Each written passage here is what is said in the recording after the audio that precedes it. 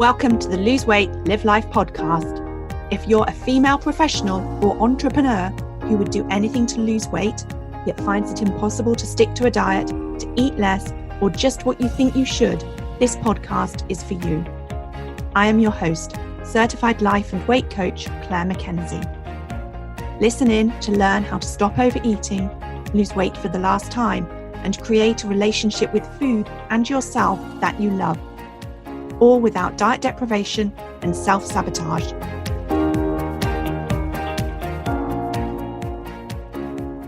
Hello everyone, and a very warm welcome to episode 21, Food and Your Relationship with Others. Today I'm talking to you about the sway or influence that your relationship with food has over your relationship with others and vice versa. Now, before I dive in and get started, I wanted to let you know that I have a small group mastermind program starting in January, and there are still a few spaces left. So if you would like to spend 6 months creating the relationship with food and yourself and your life that you desire, and of course lose your weight for the last time along the way, with a small group of supportive and like-minded women, please go to www.thebestyou.coach/mastermind and check out all of the details. Okay, so let's get started talking all about food and your relationship with others. Now, this podcast episode assumes you're familiar with the concepts that I teach around how to eat right for you, becoming boss of your brain, managing your mind, enabling your emotions, loving yourself like your life depends on it, and creating a life that you love. If you've not listened to the earlier episodes of this podcast, then I highly recommend that you listen to earlier episodes because it will help this episode be more meaningful to you. So to start with, what is your relationship with food? Now, your relationship with food is simply your thoughts about food, your thoughts about eating. Just like your relationship with other people or another person is simply your thoughts about them. So your relationship with food could be comprised of thoughts like, I don't feel in control around food, or I feel hungry all the time, or maybe I crave sweet things. When I try to eat healthily, I still don't lose weight. I don't think I will ever be slim because I can't imagine being able to stick to a diet. Or maybe I'm constantly thinking about food and what I should and should not eat. Or it could be that your relationship with food is comprised of thoughts like, I love eating foods that help me feel healthy and energized. I like home-prepared salads and vegetable dishes. I eat mostly for fuel and nourishment and occasionally for pleasure. Food has less importance in my life than it used to. I no longer find it difficult to decide what to have when I go out for a meal. And these are all thoughts about food and eating. They're not truths, they're your thoughts. And likewise, you will have very different relationships with other people based on your thoughts about them. There may be a work colleague who you think thoughts like this about. We just don't get along. He always wants to take credit for everything. He thinks I don't have good ideas. He's rude and obnoxious. I wish I didn't have to deal with him. Or you may have a work colleague you think thoughts about that are more like this. He's very good at what he does. I have an opportunity to learn from him. He's encouraging me to get more involved. Now, the reason we know it's our thoughts about the person and not the person themselves is because two people will very often have totally different relationships with that same person, totally different set of thoughts. And of course, our thoughts about a person can change over time. So you may have dated someone in your earlier life who you had very positive thoughts about, right up until the point in time where you didn't. Your thoughts changed, and your thoughts about food can change in just the same way too. And I really want you to take note of that point. Just because you currently think a certain way about food and about other people, it doesn't mean that you always will. In fact, the more work you do to choose your thinking to align with the healthier, slimmer version of you, who you are becoming, the easier your journey will be. So what about the point where your relationship with food and your relationship with another person crosses over? Have you given much thought to this? Do you eat differently or talk about food differently depending on who you are with? Do you have some friends who you are more likely to overindulge with than others? Do you maybe always ask for seconds if you're dining with family, but wouldn't ever contemplate going back for a second helping at a work buffet lunch. Maybe if you're some way along on your weight loss journey, you find yourself not eating certain foods with your partner, but eating foods that you would prefer not to have when you're a guest in another person's house. And I would offer that, of course, we all do this. We all think, feel, and act differently and eat differently around food depending on who we are with and the occasion. We are always adapting. In fact, she likely thinks we're adapting to the situation or people, but in fact, we're adapting to our thoughts about the situations and people. And that's an important distinction because it reminds us that we get to choose. So earlier I referred to the influence or impact that your relationship with food has over your relationship with other people. So let's look at an example of that. It could look like you being annoyed with your partner because they're eating food that you over-desire, such as chocolate, in front of you, and you find it annoying. So your relationship with the chocolate is that you have thoughts that create feelings of over-desire, and because you over-desire it, you believe that your partner should adapt their behaviour when they're around you if you're eating these types of foods. So the relationship you have with chocolate is now impacting your relationship with your partner. So what does it mean when I refer to the influence that other people have over your relationship with food? Well, an example of this could be you choosing not to eat bread because you want to cut down on refined carbohydrates, but then eating the sandwich that your friend made when you visited her for lunch because you don't want to offend her. Or you feel it would be awkward if you declined and you want to avoid that. So a part of your journey of creating the relationship with food that you like, as you work towards losing your weight for your last time and become the person who feels free and in control around food and no longer eats, involves you being aware of what you think, feel and do around others when it comes to food and eating, and adapting that behaviour, adapting those thoughts, feelings and actions to become more aligned with the person you want to be, the person you are becoming. In fact, when you think about the person you are becoming, it can sometimes be difficult to visualise her. And if you notice that, you can borrow from your future self, the wisdom of your future self, by thinking about someone who already has the relationship with food that you want. And you will discover that you do know what you want to create for yourself as well. So today I'm inviting you to really think about your past, present and future relationship with food at the point where it intersects with other people. Now, when I talk about your past relationship with food, note that you're not really going to know the truth of your past relationship with food, just the truth as you know it from the thoughts you have about your past today. Have you thought about food in your earlier life? What's more relevant is what's going to have more impact on you today is what your current thoughts are about your past relationship with food and others. So this may be something like acknowledging that even though you know it's better to not eat everything on your plate when you're overly full, you still do so because it was what you were raised to do. So be curious about how your current relationship with food and others is impacted by your past. As an example, you could be noticing how your relationship with a university friend is alcohol-fueled because you like to resurrect the positive feelings of your university days when you would have a fab time and that involved drinking a bit too much. Or it may be noticing that you don't eat chocolate in front of your partner and hide the wrappers from him, even though he readily eats chocolate in front of you, and thinking that you do this because a former boyfriend used to comment on you being overweight. In addition to noticing what you think today about your relationship with food in the past, I encourage you to think today about the relationship with food that you do and don't want in the future.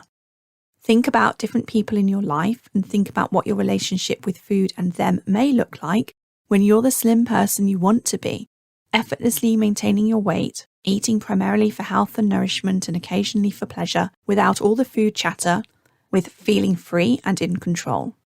What are you thinking, feeling and doing differently when it comes to food and eating and drinking when you are that version of you that you want to be? Now, if you're listening to this episode in the run-up to Christmas, it may be an opportunity to increase your self-awareness of how you change your thoughts and feelings and actions around food based on who you are with.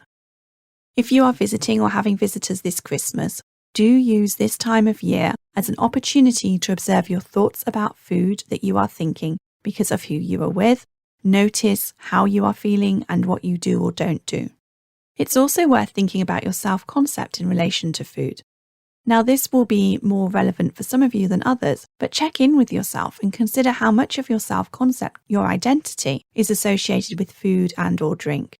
You may also notice that you have different food identities with different people or groups of people. So different food and people identity examples could be something like thinking of yourself as the party girl or rebel. Now, this could be you if you're the one who's always pushing for the suggestion that you should enjoy yourself because life is too short or life is for living. You encourage others and you yourself maybe have the dessert or the cake or the one final drink. You have an identity that looks like you believing that more is better. Another example could be having the identity of the perpetual dieter. Are you always the one that refuses the dessert or sticks with the sparkling water, even if you overeat when you're alone? Or maybe you identify with being a feeder. Maybe you over-cater when you're catering for other people at home. Or do you have an identity as being someone who loves something specific? Maybe you're known for loving toffees or a specific chocolate bar or a certain drink. Now, not all of you will relate to having a food-related identity or self-concept, but for those of you who do, be curious about whether this identity is aligned with the version of you that you want to be, the version of you that has the relationship with food that you want, and if that isn't, notice your thoughts about changing and the feelings those thoughts create. So you may be resistant to change because you like how you show up in this food and people-related scenario, even if they're representing the relationship with food that you want. Or maybe you would love to change yourself, but you're worried about others pulling away from you if you do. Our connection to others is another primal desire that's wired into our behaviour for purposes of survival. So it's normal to be concerned what others may think or how they may react. So, having given some thought to your past, current and future relationship with food and how that relationship with food is influenced by your relationship with other people, let's now consider 4 phases that you will likely move through on your way to creating the relationship with food that you want, without any negative influence from your relationship, and remember by that I mean your thoughts about others. Now, these are phases that I've made up and given names to help you see where you're at and to help you see your opportunities to grow and evolve as you create that relationship with food and yourself that you want. So there are 4 phases. Now, phase number 1, I'm going to call victimhood. This is where you feel lots of negative emotion because you're thinking you can't eat what you want, and you're thinking that other people and other situations are making it more difficult for you to abstain from eating what you want to have. Or you end up eating things you hadn't intended and you blame other people for that. And so in the examples that I'm thinking of here for this phase, it may look like you blaming your partner for sitting next to you on the sofa eating biscuits when you're trying to cut out refined sugars and carbs. Or it looks like you being in a work situation where you're thinking you must eat things that aren't aligned with your food framework. By the way, your food framework is your chosen way of eating that you created for yourself to help you meet your weight and health goals. And this is something that you get help to create inside of both my One Life Academy membership program and the Lose Weight, Live Life Mastermind.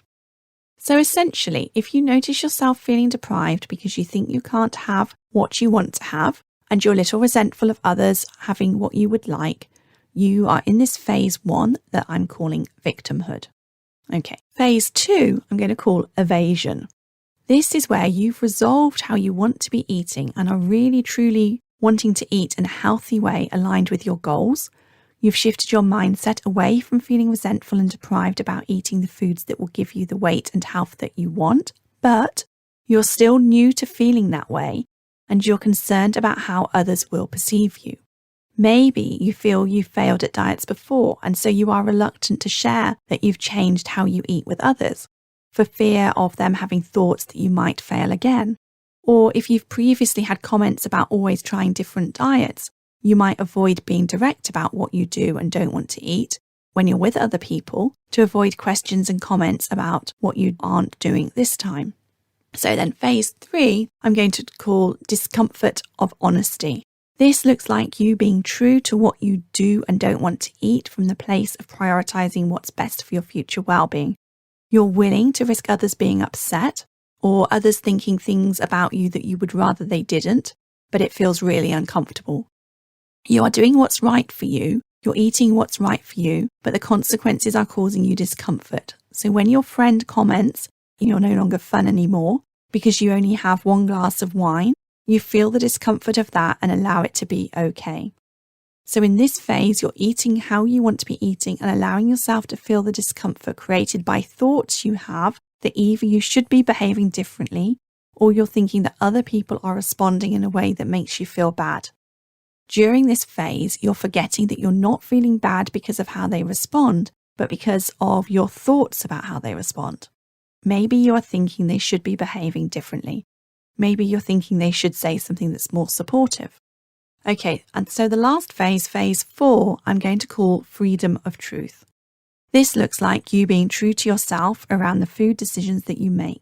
It looks like you showing up as the person you want to be, eating and drinking the way that you want to, and lovingly accepting yourself and others no matter how they respond.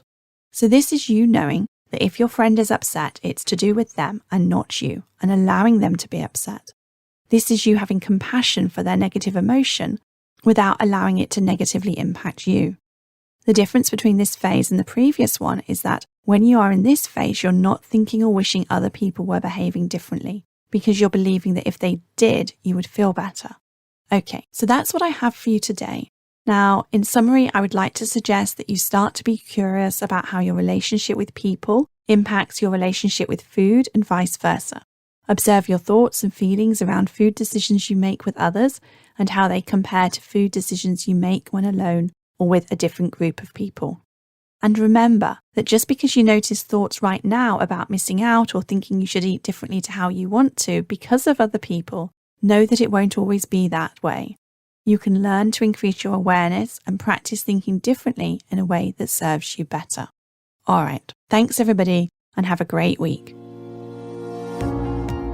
If you enjoyed listening to this podcast and are ready to live a more intentional life, lose weight as a part of that journey, and create a relationship with food and yourself that you love, then I would be honoured to be your coach. There are 2 ways that you can work with me. You can join my monthly membership program, My One Life Academy, that gives you self-paced learning, supported by twice-weekly live calls and a whole lot more. Or you can join the waiting list for my next 6-month Lose Weight, Live Life Group Coaching Mastermind Intensive. Go to www.thebestyou.coach/coaching to find out all the details.